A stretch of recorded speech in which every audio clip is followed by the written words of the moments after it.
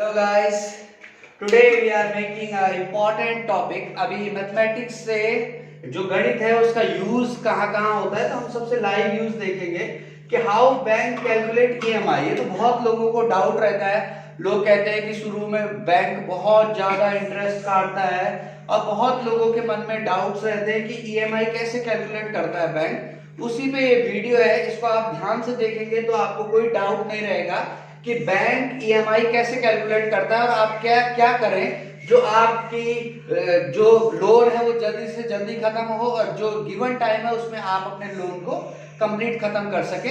इसके लिए हम आपको ये दे दें। मान लीजिए आपने 10 लाख रुपीस का लोन ले रखा है, ठीक है।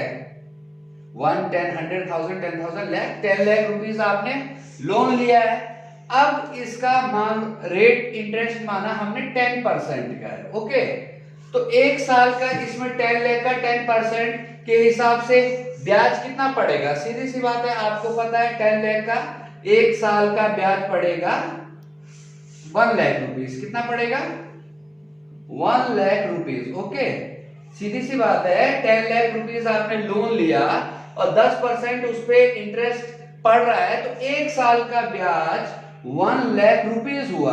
और आपने मान लिया 10,000 रुपीस की ईएमआई लगाई। कितने रुपीस की ईएमआई लगाई? 10,000 रुपीस की ईएमआई लगाई। तो एक साल में कितनी ईएमआई कटेगी? 10,000 की ईएमआई लगाई है तो एक साल में 1,20,000 की ईएमआई लगेगी, ठीक है। एक साल में 1,20,000 की ईएमआई लगेगी। और आपने जो इंटरेस्ट था आपका वो कितना था? 1 लाख था, 1 लाख था। तो इसका मतलब आपका प्रिंसिपल कितना कटा? आपका प्रिंसिपल केवल कटा, कितना कटा? 0,0,0,02, यानी कि आपका केवल प्रिंसिपल कटा 20,000 और 1 10 100,000 10,000 लाख रुपीस आपका इंटरेस्ट था। मतलब आपने साल भर में 1,20,000 रुपए बैंक को दिया, लेकिन केवल आपका इंटरेस्ट 1 लाख कटा, जबकि प्रिंसिपल केवल 20,000। यानी कि आपका 10 लाख का लोन एक साल बाद 9,80,000 का रह गया, ओके। एक साल बाद 1 10 100,000 10,000 लाख 9,80,000 का एक साल बाद लोन रह गया। और आपको लगा कि एक साल निकल गया, फिर भी आपका प्रिंसिपल केवल 20,000 कटा। तो इस प्रॉब्लम को आप कैसे सॉल्व करें?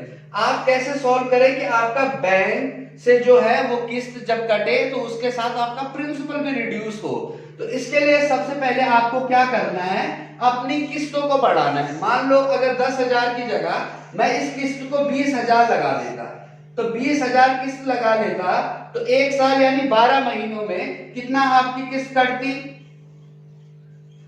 2,40,000 की आपकी किस्त कटती इसमें, ठीक है। 2,40,000 की। और आपका ब्याज कितना होता? 1 लाख। तो 1 लाख इसमें से जाता, तो आपका कितना प्रिंसिपल जाता है इस केस में? इस केस में आपका प्रिंसिपल जाता 1,40,000 रुपीज। समझ गए आप लोग?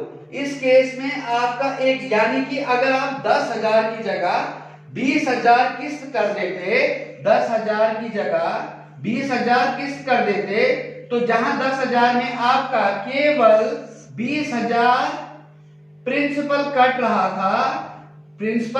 था, वही आपका 20,000 की किस्त में 1,40,000 आपका प्रिंसिपल कटा। तो इससे आप समझ सकते हैं कि आपको कितना बेनिफिट हो सकता है अगर आप किस्त बढ़ा देंगे। तो आपका लोन कितनी जल्दी, तब जब 1,40,000 कट गया तो अब अगले साल के लिए कितना आपके पास बचा? 1,40,000 जब आपने काट दिया तो आपका बचा 8,60,000 आपका बचा। तो 8,60,000 पे अगली बार आपका ब्याज लगेगा।